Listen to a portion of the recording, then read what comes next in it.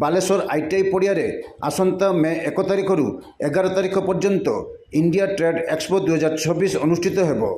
ଏନେଇ ଆଜି ଅପରାହ୍ନ 4ଟା ସମୟରେ ପୋଲିସ ଲାଇନ୍ ପଡ଼ିଆସ୍ଥିତ ହୋଟେଲ ଅଙ୍କିତା ସମ୍ମିଳନୀ କକ୍ଷରେ ଏକ ବୈଠକ ଓ ସାମ୍ବାଦିକ ସମ୍ମିଳନୀ ଅନୁଷ୍ଠିତ ହୋଇଯାଇଛି। Shadow advertising and communication private limited ପକ୍ଷରୁ ଆୟୋଜିତ ଏହି ସମ୍ମିଳନୀରେ ସଂସ୍ଥାପକ ତାପସ ରଞ୍ଜନ ମହାନ୍ତି ସୂଚନା ଦେଇ କହିଥିଲେ, ଇଣ୍ଡିଆ ଟ୍ରେଡ୍ ଏକ୍ସପୋ 2026 ବାଲେଶ୍ୱରରେ ବ୍ୟବସାୟ ବାଣିଜ୍ୟ ପର୍ଯ୍ୟଟନ ଓ ସ୍ଥାନୀୟ ଅର୍ଥନୀତିକୁ ନୂଆ ଦିଗ ଦେବା ଏବଂ ଏହି ପ୍ରଦର୍ଶନୀ ଉଦ୍ୟୋଗପତି ବ୍ୟବସାୟୀ ଉତ୍ପାଦକ ଓ ଗ୍ରାହକଙ୍କୁ ଏକ ମଞ୍ଚରେ ଆଣିବା ସହିତ ନୂତନ ବ୍ୟବସାୟିକ ସୁଯୋଗ ସୃଷ୍ଟି କରିବ ବୋଲି କହିଥିଲେ। ଏଥିରେ ଦେଶ ବିଦେଶରୁ ଅଂଶଗ୍ରହଣ କରିବେ। ମୋଟ 100ଟି ଏୟାର କଣ୍ଡିସନ ଷ୍ଟଲ୍ ରହିଛି ବୋଲି ଶ୍ରୀ ମହାନ୍ତି ସୂଚନା ଦେଇଥିଲେ। ଅନ୍ୟମାନଙ୍କ ମଧ୍ୟରେ ସନ୍ତୋଷ କୁମାର ସାହୁ ଉପସ୍ଥିତ ଥିଲେ। ଆଜିର ଯେଉଁ ସାମ୍ବାଦିକ ସମ୍ମିଳନୀରେ ଆମେ ଆମ ତରଫରୁ ଜଣାଇବାକୁ ଚାହୁଁଛୁ ବାଲେଶ୍ୱରବାସୀଙ୍କୁ ଯେ ଆଗାମୀ 1 ତାରିଖରୁ 11 ତାରିଖ ପର୍ଯ୍ୟନ୍ତ ଇଣ୍ଡିଆ ଟ୍ରେଡ୍ ଏକ୍ସପୋ ନାମରେ ଗୋଟେ ପ୍ରଦର୍ଶନୀ ହେବାକୁ ଯାଉଛି ଆଇଟିଆଇ ପଡ଼ିଆରେ। ସେ ଆଇଟିଆଇ ପଡ଼ିଆରେ ଆମେ ପ୍ରଥମ ଥର କରିକି ବାଲେଶ୍ୱରରେ ଶୀତତାପ ନିୟନ୍ତ୍ରିତ ଗୋଟିଏ ପ୍ରଦର୍ଶନୀ କରିବାକୁ ଯାଉଛି ଏୟାର କଣ୍ଡିସନ୍ ବହି।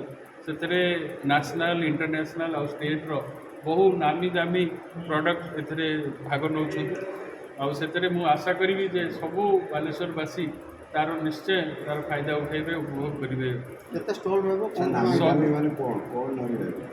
ନାମୀ ଦାମୀ ମାନେ କହିବାକୁ ଗଲେ ବହୁତ ବଡ଼ ବ୍ରାଣ୍ଡ ନୁହଁ।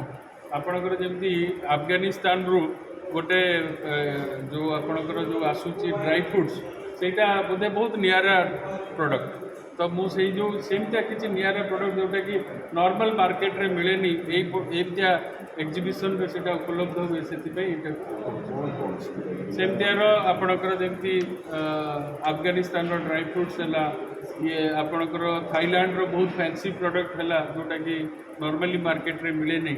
ଆଉ ତା ସହିତ ଟର୍କିର କିଛିଟା ଯେଉଁ ଖାଇବା ଜିନିଷ, ଆପଣଙ୍କର ବାଙ୍ଗାଲୋରର ରେଡ଼ଉଡ଼୍ର ପ୍ରଡ଼କ୍ଟ ଯେଉଁଟା କାଠ କାମରେ ବହୁତ ଇଏ ବ୍ରାସ୍ର କିଛି କାମ ଆସୁଛି ଯେଉଁଟାକି ବହୁତ ସିଲେକ୍ଟେଡ଼ ପ୍ରଡ଼କ୍ଟ ଏଗୁଡ଼ାକ। କପଡ଼ା ଜିନିଷ ବି ଅଛି, କପଡ଼ା ବି ଏଥିରେ ଲାଇଫଷ୍ଟାଇଲ୍ ଉପରେ ବି ଅଛି, ଆପଣଙ୍କର ଫୁଡ୍ ପ୍ରଡ଼କ୍ଟସ୍ ଉପରେ ବି ଅଛି। ଆପଣଙ୍କର ଗାଡ଼ି କାର ଫାର କିଛି ଅଛି? ଆଜ୍ଞା, କାର ନୂଆ କାର ଅଟୋମୋବିଲରେ ଆମେ କିଛି ଇଣ୍ଟରେଷ୍ଟେଡ୍ ପାର୍ଟି ଲୋକାଲର ସୋରୁମ୍ ଆମ ସାଙ୍ଗେ କଣ୍ଟାକ୍ଟ କରିଛନ୍ତି ତାଙ୍କ ପ୍ରଡ଼କ୍ଟ ଡିସପ୍ଲେ କରିବା ପାଇଁ, କିନ୍ତୁ ବର୍ତ୍ତମାନ ସୁଦ୍ଧା ସେଇଟା ଫାଇନାଲ୍ ହେଇନି। 1ରୁ 11 ତାରିଖ ପର୍ଯ୍ୟନ୍ତ ଚାଲିବ। ଆନୁମାନିକ ଷ୍ଟଲ୍ ନାହିଁ, 100ଟା ଷ୍ଟଲ୍ ପଡ଼ିବ।